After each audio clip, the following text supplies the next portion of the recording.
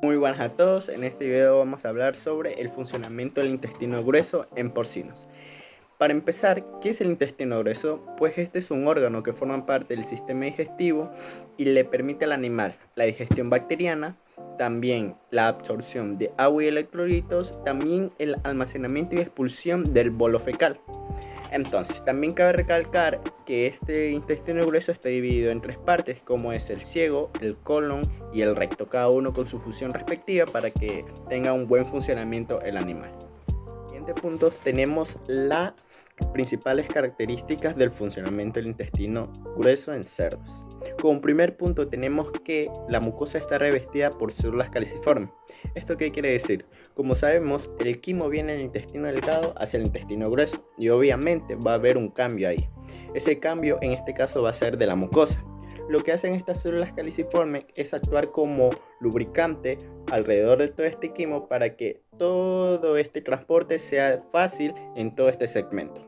También como otro punto tenemos que anteriormente ya dije, la gran absorción de agua y electrolitos que se van a dar aquí es residual del intestino delgado. Es decir, que toda el agua que no fue absorbida en el intestino delgado viene a absorberse en el intestino grueso.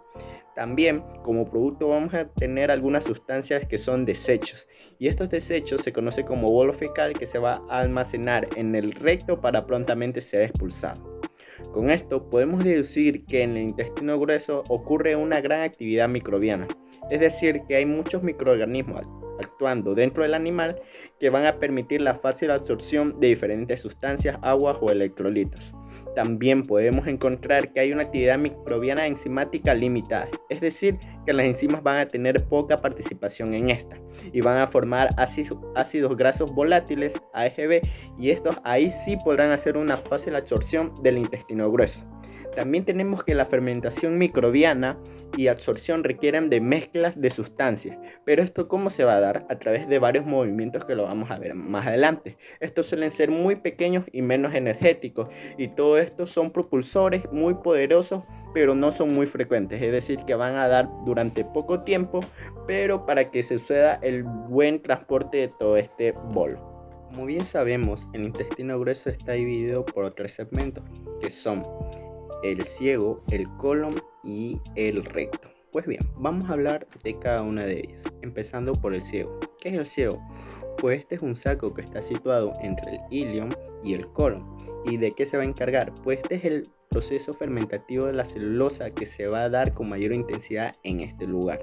También vamos a presentar movimientos malaxantes o mezclantes que va a ser gracias a sus fibras longitudinales y circulares que van a mezclar el contenido. Pero recordemos que el ciego del cerdo es muy corto, es decir que estos movimientos no se van a poder denotar tanto como en otros animales.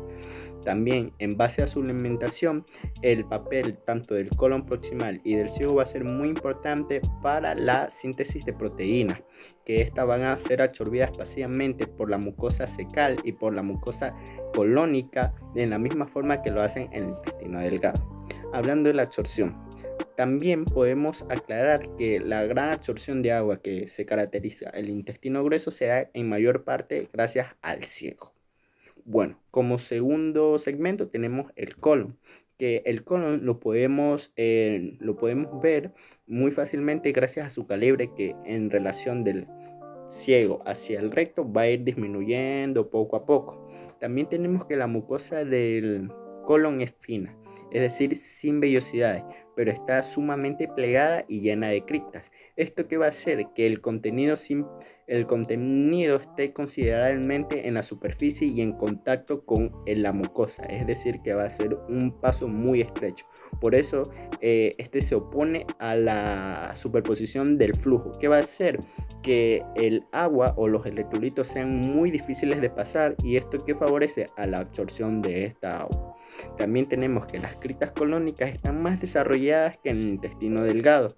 Esto quiere decir que van a producir un mayor volumen de células caliciformes y estas van a producir una secreción mucoide sin enzimas, es decir, que las enzimas no van a tener un papel importante en esta parte.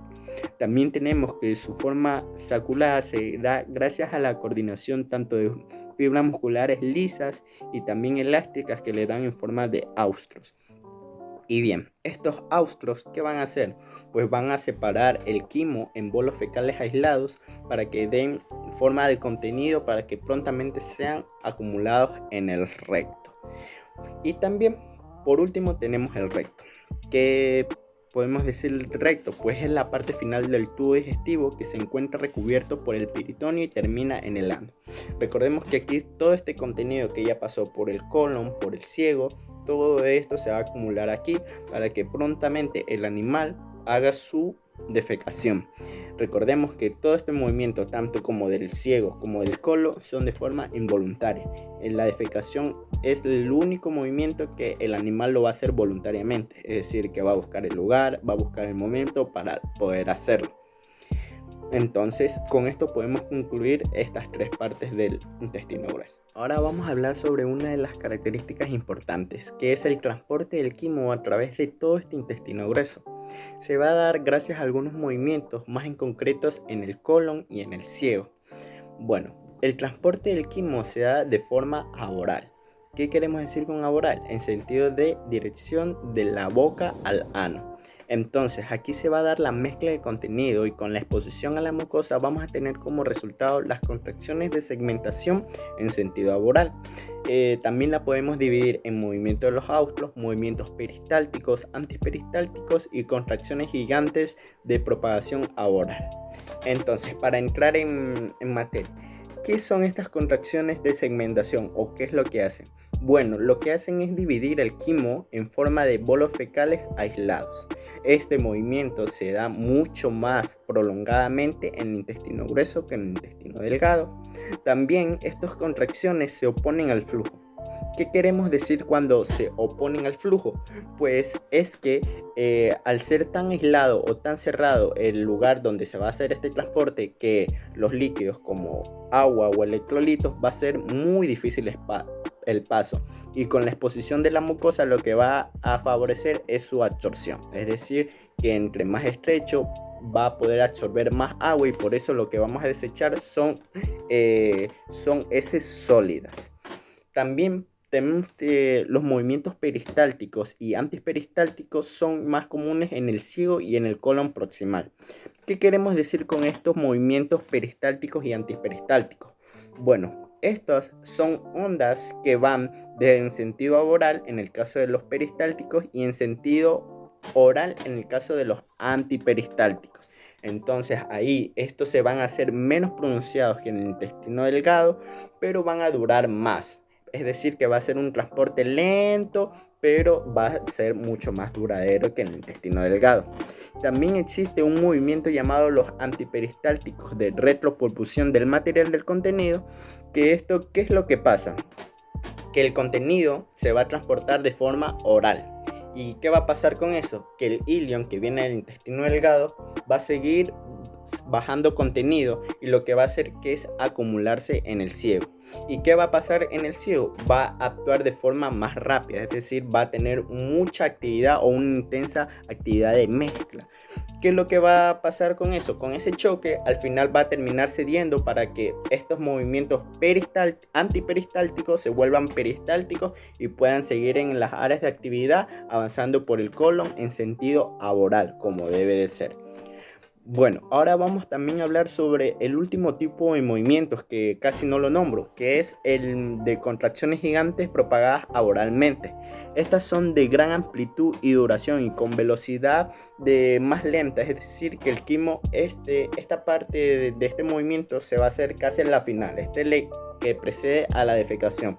Entonces el transporte va a ser muy lento en sentido oral y también son grandes en gran cantidad de materia, es decir, con todo el bolo fecales ya dividido, ahí lo que va a hacer va a ver la mezcla del contenido para su pronta defecación. También podemos hablar sobre algunos datos que dicen que el ciego del cerdo no muestra patrones de contracciones peristálticas y antiperistálticas. ¿Y esto a qué se debe? pues muy probablemente a que su ciego es demasiado corto, pero en cambio el colon sí presenta contracciones y las que predominan son las peristálticas, es decir, las que van en sentido laboral, muchas de las cuales el inicio es en el colon espiral, es decir, con forma de una espiral, como bien lo dice su nombre. También estas contracciones peristálticas a través de todo este segmento van a ir disminuyendo y también van a ir siendo más lentas cuando estas contracciones van a pasar con los austros. ¿Y qué va a pasar cuando pasen con los austros? Pues le van a dar la forma, ya que son muy pronunciados y hacen que se mezclen el contenido. Para terminar, podemos concluir que a través de todo este proceso donde el quimo pasa tanto como por el ciego, como por el colon, como por el recto, podemos tener como producto energía, que esta energía, ¿qué va a ayudar? Pues va a ayudar a los requerimientos de sintetización de vitaminas, en concreto de la vitamina B, que va a ser absorbida de forma limitada a tal punto que no afecte a su complementación nutricional. Entonces, espero que todos los temas de este video hayan sido de su total comprensión y nos veremos en unas próximas. Muchas gracias.